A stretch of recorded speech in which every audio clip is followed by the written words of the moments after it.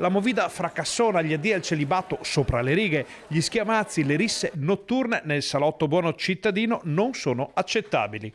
Lo confermano gli esercenti bassanesi che sposano in pieno la proposta dell'amministrazione Finco di sottoscrivere un patto civico. Finalmente abbiamo trovato anche con l'assessore Campagnolo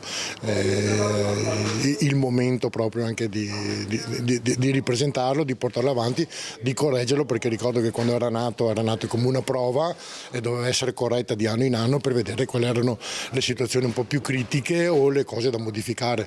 Adesso con l'amministrazione siamo in linea, la settimana prossima dobbiamo già trovarci per estendere il patto civico, insomma. Il patto non è altro che un accordo fra esercenti e città, nel quale si definiscono orari di chiusura e apertura dei bar e dei locali e i comportamenti da tenere, soprattutto di notte e nel fine settimana. Il patto civico serve proprio a questo: nel momento in cui si firma un accordo con l'amministrazione e i cittadini, si sa che chi sgarra verrà sanzionato o punito.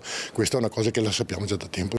Nel mirino c'è l'equilibrio di quell'ecosistema delicato che è un centro come quello di Bassano, fatto di residenti, locali, negozi. Dobbiamo trovare una cosa per la buona convivenza di tutti quanti, insomma, noi perché dobbiamo lavorare, i cittadini perché hanno diritto anche loro alle ore di riposo, insomma, e soprattutto che Bassano continui ad essere così viva sia di turisti durante il giorno che anche la sera, che è sempre ben frequentate, in modo sicuro e corretto. Su una cosa sono tutti d'accordo: non c'è posto per chi sgarra, tanto fra i baristi quanto fra i clienti. Le persone che urlano, che non si comportano in una certa maniera, vengono sicuramente non dico allontanate, ma segnalate alle forze dell'ordine, come era per qualche anno fa lì al celibato. Lì al celibato sono benvenuti se tengono un comportamento, se vengono qua vestiti da carnevale con cose volgari, vengono allontanati dai locali.